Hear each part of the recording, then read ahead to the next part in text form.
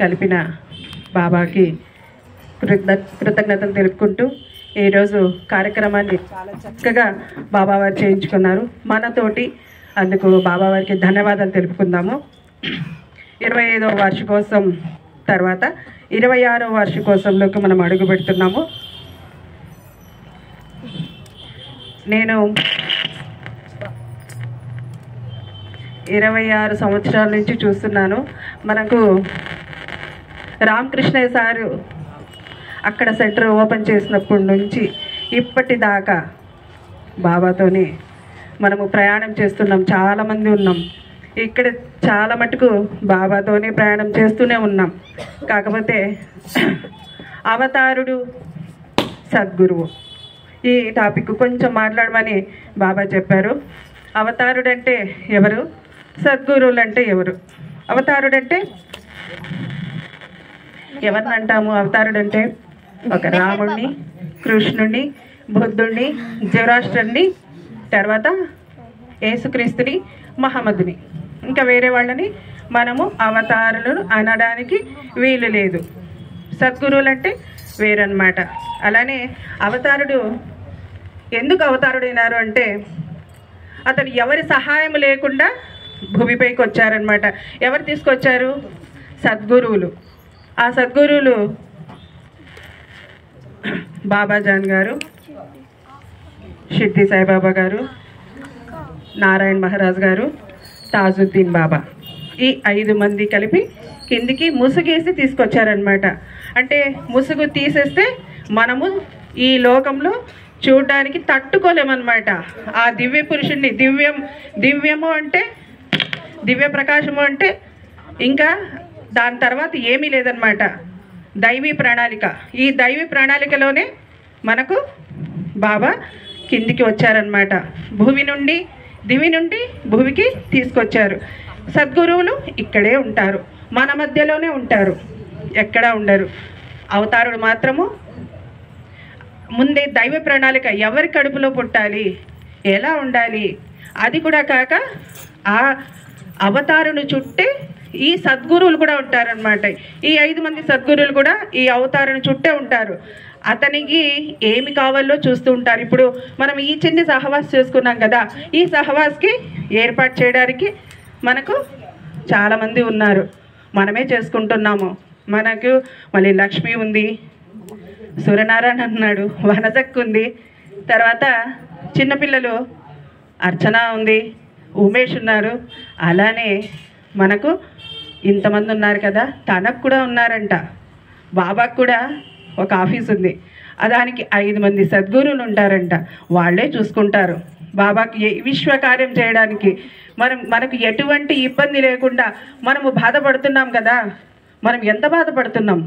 100% కాదు మనం పడుతుండేది, 20%. మిగతాది 80% బాబానే పడుతున్నారు. లేకపోతే మనము ఈ ప్రపంచంలో తట్టుకోలేమంట. బాబా అదే చెప్తున్నారు. అందుకని 20% మాత్రమే నీకు నేను ఇస్తున్నాను. ఆ బాధ కూడా మీరు ఎలా ఉండాలి, ఎంత విధేయతతో ఉండాలి అంటే, విధేయత అంటే సర్వార్పణం, మొత్తం బాబానే, బాబాకి అప్పచెప్పేయాలన్నమాట. మన బాధలు మనం తీసుకోకూడదు, అయినా మనం తీసుకుంటాం. ఎందుకు? మనము పూర్వజన్మలో సంస్కారాలు తీసుకొచ్చినాం కదా, అందుకోసము మనం ఖచ్చితంగా ఆ బాధను తీసుకుంటాము. తీసుకోకుండా దానికి మనం ప్రయత్నం చేద్దాం, మొత్తం బాబాకే అప్పగించేద్దామా? అప్పగించేద్దాం. మరి ఇప్పటి నుంచే అందరూ అప్పగించేద్దాం బాబాకు. సంతోషాన్ని మాత్రం మనం తీసుకుంటాము, బాధను మాత్రం బాబాకి ఇచ్చేస్తాం. అదే కదా? లేదు, సంతోషము బాబాకి ఇద్దాం, బాధలు మనము పడదాం. ఎందుకు పడాలా? బాబాని గుర్తు పెట్టుకుంటాం. అలానే ఎలా ఉంటే అలానే గుర్తు పెట్టుకుంటాం. కష్టాల్లో ఉంటే ఖచ్చితంగా కష్టాలు కాదవి, మన సంస్కారాలు బాబా తీసేస్తారు. కాబట్టి సంస్కార రహితం చేయడానికే బాబా మనకు గుర్తు పెట్టుకోవడానికి ఇస్తాడంతే. ఎటువంటి పరిస్థితుల్లోనూ అతను మనకు ఇబ్బంది పెట్టడు. మన అవసరాలు ఖచ్చితంగా తీరుస్తాడు బాబా. బాబాని నమ్ముకుంటే, బాబా భగవంతుడని నమ్మితే ఖచ్చితంగా మనకు ఏమీ చేయమని లేదు. మనస్ఫూర్తి హృదయంలో నన్ను ఉంచుకోండి. హృదయంలో చాలా ఉన్నాయి, అవి తీసేయండి అని. ఏం తీసేయాలా? ఏం తీసేద్దాం? ఏం తీసేద్దాం? అహంకారం తీసేద్దామా? గర్వం తీసేద్దాం, అహంకారం తీసేద్దాం, ఏం తీసేద్దాం? అరిషడ్ వర్గాలు మొత్తం తీసేద్దాం. అక్కడ ఉంటాడంట బాబా, మన హృదయంలోనే ఉంటాడు బాబా. అహంకారం, క్రోధ, లోభ, మద, మాత్సర్యాలు మొత్తం తీసేస్తే అక్కడ ఖచ్చితంగా నేను ఉంటాను అంటారు బాబా. మరి అవన్నీ తీసేద్దాం. మరి తీసేస్తే బాబా అక్కడ కొలువు ఉంటారు కాబట్టి నిత్య సహచరుడిగా చేసుకోండి. నన్ను ఏ పని చేసుకుంటున్నా, ఏది చేస్తున్నా, ఏ పనన్నా చేయండి, మనస్ఫూర్తిగా చేయి, హృదయపూర్తిగా. మనసు కాదు అక్కడ. మనసు అంటే మళ్ళీ చాలా కోరికలు వస్తాయి అక్కడ. మనసు చెప్తుంది, హృదయం ఒకటి చెప్తుంది, మనసు ఒకటి చెప్తుంది. మనసు చెప్పిండేది ఎప్పుడు వినద్దు, హృదయం చెప్పింది మాత్రమే వినండి. హృదయం ఏం చెప్తుంది? అదే నిజం, అదే నేను, అది మాత్రమే నేను. హృదయ పూర్తిగా నన్ను ఆరాధించండి, ప్రేమించండి. ఈ యుగంలో నేను మీకు మెహర్ బాబుగా వచ్చాను. సనాతనుడి నేను. ఎప్పటి నుంచి వస్తున్నాను? చాలా యుగాల నుంచి వస్తున్నాను. మళ్ళీ యుగానికి 700 నుంచి 1400 సంవత్సరాలు ఉంటాయన్నమాట. ఆ యుగంలో ఎప్పుడైనా రావచ్చు. నేను 700 నుంచి 14 ఎప్పుడు వస్తాను? ఈ అరాచకాలు, కొట్లాటలు అవి వచ్చినప్పుడు సద్గురువులు పిలుస్తారంట అవతారుణ్ణి. ఇప్పుడు ఈ రూపంలో రావచ్చు, తర్వాత ఏ రూపంలోనే రావచ్చు. మనకి ఇప్పుడే మోక్షం వస్తుందా? బాబా చెప్తారు, మీరు ఇలా అన్నారు కదా, నేను మిమ్మల్ని ఎక్కడ తీసుకెళ్ళాలంటే నీకు గమ్యం ఎక్కడ, లక్ష్యం ఎక్కడ, నేను అక్కడ తీసుకెళ్తాను. నా మీద నమ్మకం ఉంచండి, నా మీద ప్రేమించండి, హృదయపూర్తిగా నా మీద నమ్మకం ఉంచి నన్ను నిత్య సహచరుడిగా చేసుకోండి. మనము భర్తతో ఎట్లుంటామో, పిల్లలతో ఎట్లుంటామో, తల్లితో ఎట్లుంటామో అలా నన్ను ప్రతిదీ చెప్పండి. నాకు పోతున్నావా చెప్పండి, ఏమి కనబడలేదా? బాలనాటి గారు అలానంట. మనం చాలామంది చూసుంటాము. బాలనాటి గారు నేనైతే చూశాను. అతను చిన్న పెన్ను కనబడకపోయినా, బాబా నాకు పెన్ను కనపడలేదు, మళ్ళీ దొరుకుతాను బాబా, నాకు కనబడింది బాబా అంటారంట. అన్నం అయిపోయింది బాబా, నాకు ఈరోజు అన్నం లేదంటే వెంటనే వస్తుందట అన్నం. నమ్మకమే భగవంతుడు. ఇతను ఎవరు? ఇప్పుడు ఇతను మన ఫోటోనా? కాదు, భగవంతుడు, సత్య పదార్థం, సత్యం అంటేనే భగవంతుడు.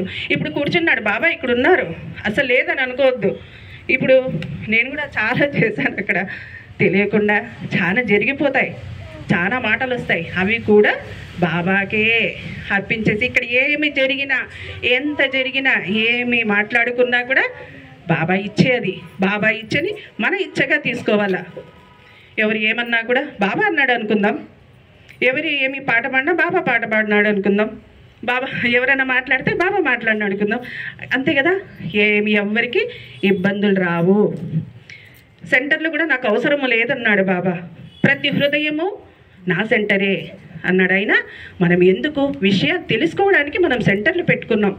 కాబట్టి ఈ సెంటర్కి వచ్చినప్పుడు ఎంత విధేయతతో, నమ్మకంతో, ప్రేమతో, ముఖ్యంగా ఈ యుగానికి ప్రేమ ఉంది కాబట్టి, ప్రేమ యుగావతారుడు కాబట్టి ప్రేమతో అందరూ వచ్చి అన్ని విషయాలు చర్చించుకొని, మంచి పాటలు పాడుకొని, మంచి మాట్లాడుకొని వెళ్తే, అలానే వెళ్తే ఎప్పుడు బాబా మాట్లాడుకొని ఎట్లయినా ఉండొచ్చు అనమాట.